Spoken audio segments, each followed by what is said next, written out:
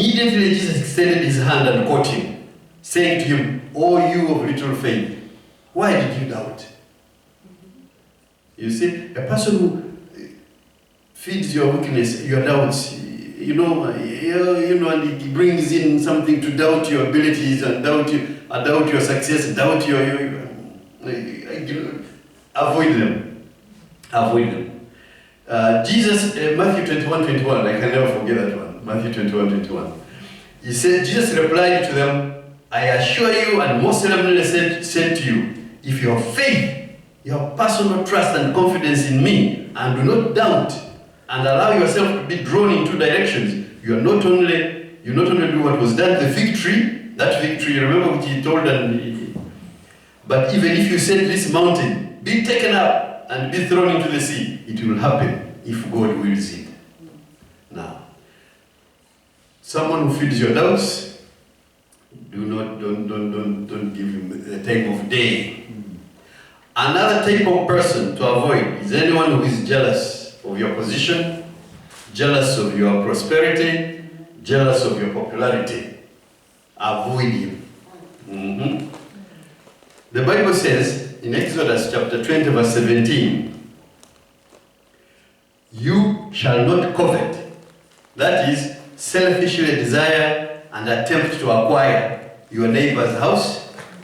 You shall not covet your neighbor's wife, or his male servant, or his female servant, or his ox, or his donkey, or anything that belongs to your neighbor, or his car, or his, So Hebrews 13:5 says, "Let your character, your moral essence, your inner nature be free from love of money."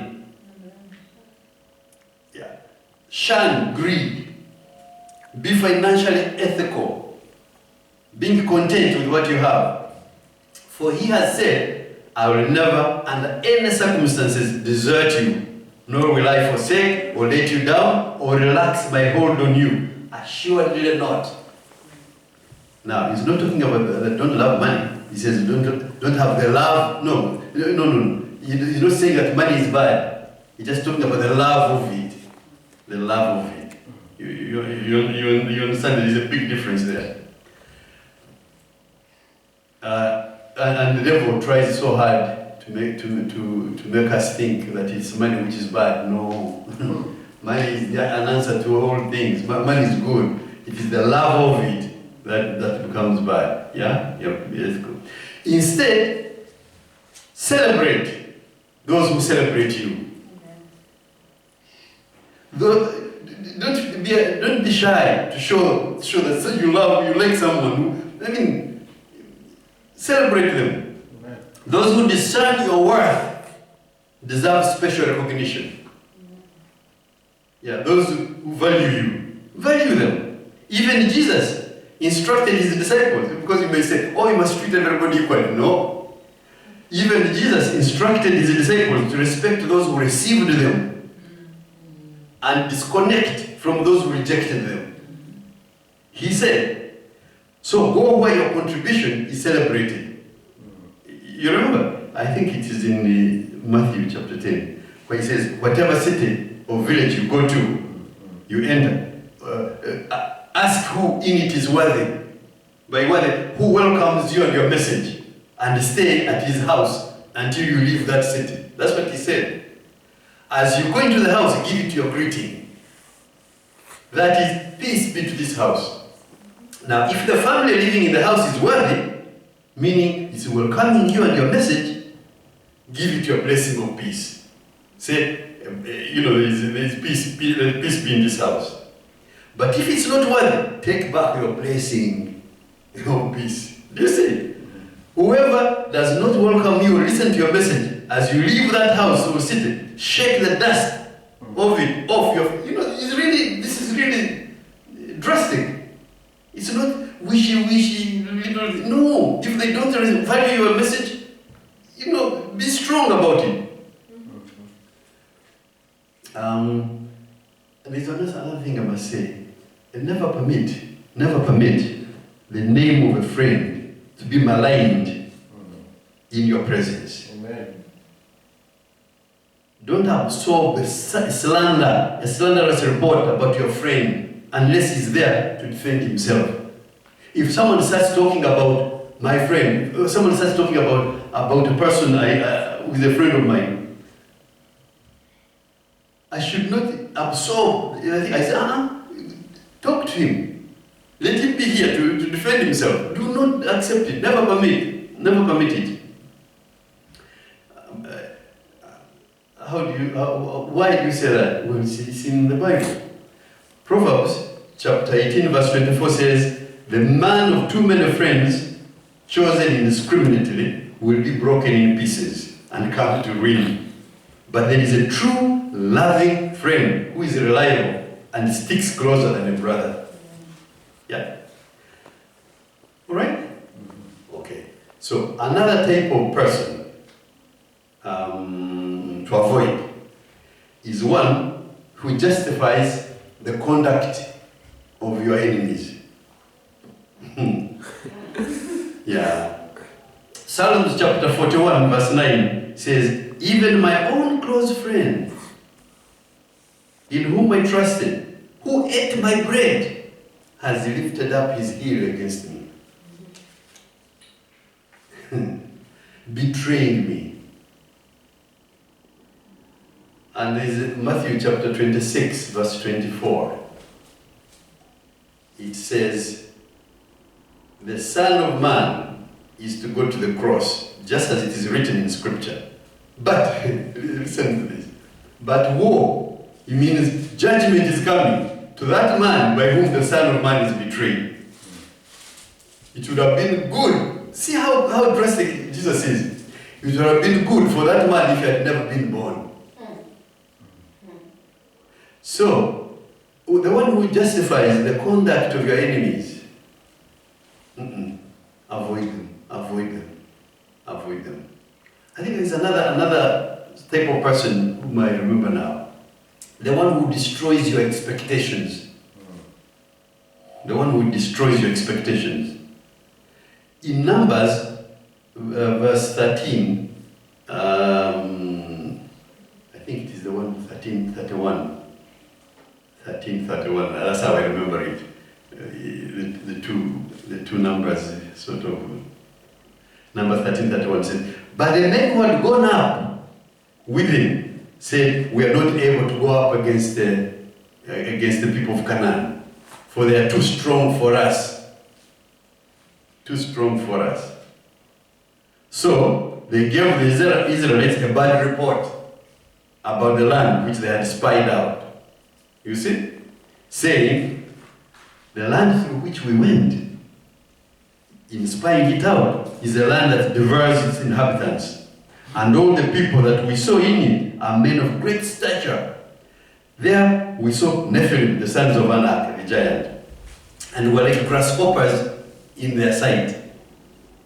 No, I'm wrong there. He didn't say we're like grasshoppers in their sight. He says we're like grasshoppers in our own sight. And so were we in their sight. So were we now in ours. So they came back. These people had been sent to go and spy on the land which God had promised these people. So they were expecting to come back with, this is how we are going to do it, and they had laid up a strategy of how to get it. Instead they come back and say, it's too much. It's too we can't do it. A bad report. So people who thwart your expectations, who want your expectations, avoid them. Avoid them. Be sure that you have valid expectations, that the expectations you have are backed by God and it's in the Bible, and this is it. So someone comes, for example, if I know that if I come and repent, God will certainly forgive me. But on anything. But if someone comes and says, this is too much, you think God can, you are finished, my brother. You are finished. You see? My expectation is that if I go to God, because it's said in the Bible very clearly, with repentance, He will certainly forgive me. Certainly forgive me. So, those who try to thwart your expectations from God, do not give them the time of day. If they ask you what time is it, you look, you say, I don't know. Don't give them the time of day. Matthew chapter 16, verse 8. Oh, I've been quoting a lot of scriptures. The reason being that I don't take it on my word. It's God's word. It's God's word. But Matthew chapter 16, verse 8. You want to read it for us?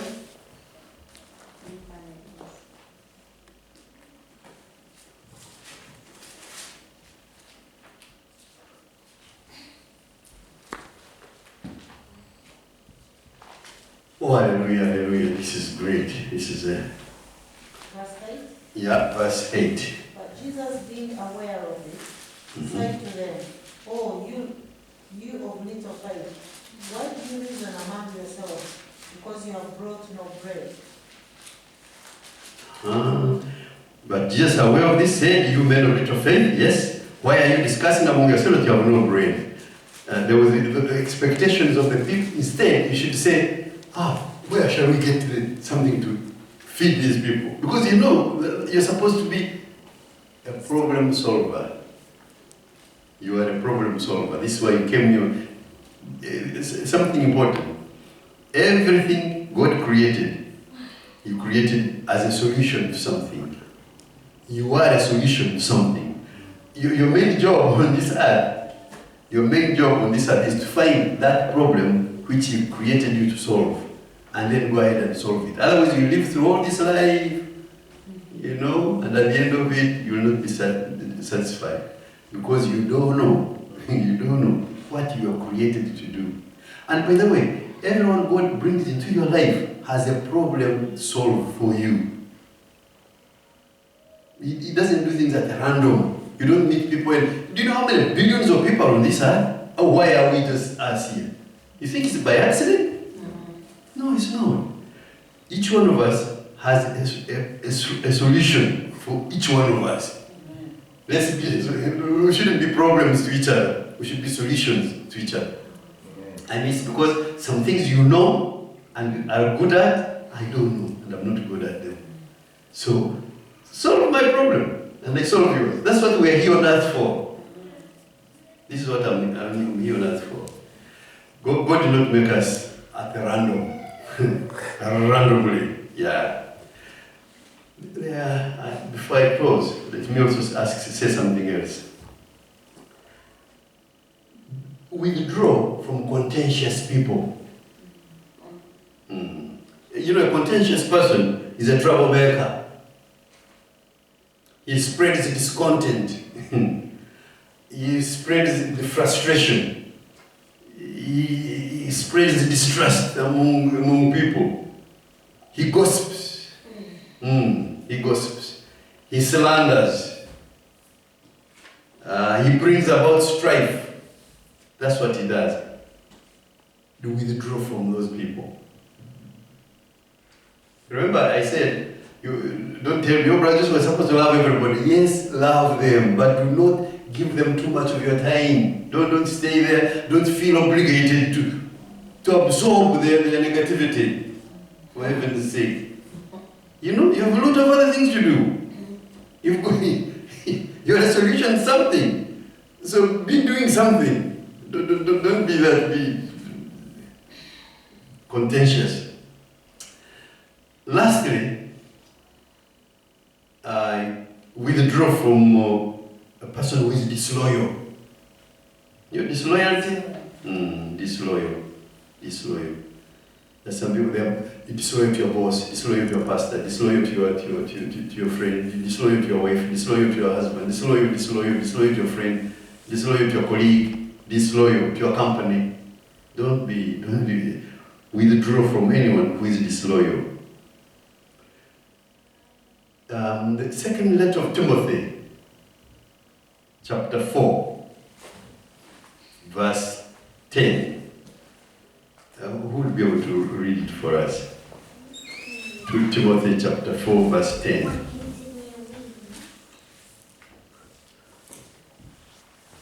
Timothy chapter 4, verse 10.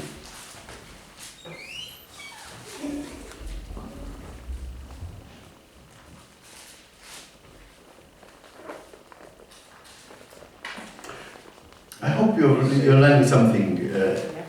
Yeah, I hope you learn something. This is practical, something you do every day. There are people all over there. We should be able to know how you spend time. Your time is precious, you know, and it's very limited, you know. You can't live any longer than we are given this earth. Maybe 80 years, maybe 90 years, and that's all you do. So in the meantime, use it well. Yes, Pastor. You see, for Demas has deserted me for love of his present world and has gone to Thessalonica. Croatia has gone to Galatia, Titus to the nation. See what St. Paul said there.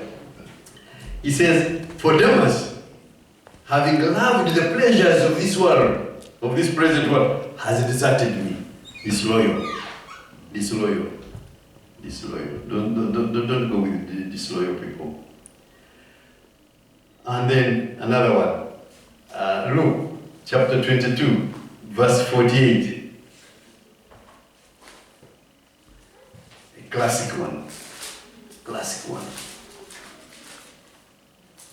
And when you are going about your business, about your life, discern such people and avoid them. Discern them and avoid them. Luke 42, 48. But Jesus said to him, Judah, would you betray and deliver up the Son of Man with a kiss? Yes. Very disloyal. With a kiss, he betrayed the Son of Man. Oh no. Okay, I'm being given a sign that I should wind up. No? Okay. Very good. So yes, he told me to continue. That's good. So please, when you are dealing with the contentious people, instead, pray for them. Pray for them. Yeah? When I say withdraw from these people, don't hate them. Just don't give them your time. That's all. Instead, if you want to talk about them at all, talk to the one who created them. Yeah. Because you know sometimes they don't know any better. And we are like all of us, they're damaged goods. So they are trying to live and so pray for them. You are never excused. You know all these things I've said. I've not said despise them. I've not said hate them. I've just said withdraw from them. Avoid them. Do not, be too enthusiastic in staying with them. Love them from a distance. That's what it is. Yeah. Now, what does love mean? Meaning, the love I know is wish good for them. That's what it is. Don't want bad for what happened to them. That's loving. Whatever happens, even if it's your enemy, wish good to happen to them. Yeah? Wish good to happen to them. And if they show any sign of change, welcome it quickly. Yeah, quickly. Do not make it difficult for them. But remember, we are all trying. We are all trying today. We are all trying. It links back to the habits as well, doesn't it? It links very well to habits, exactly. And that you have to, the people who you are with, who influence your habits. Influence your habits.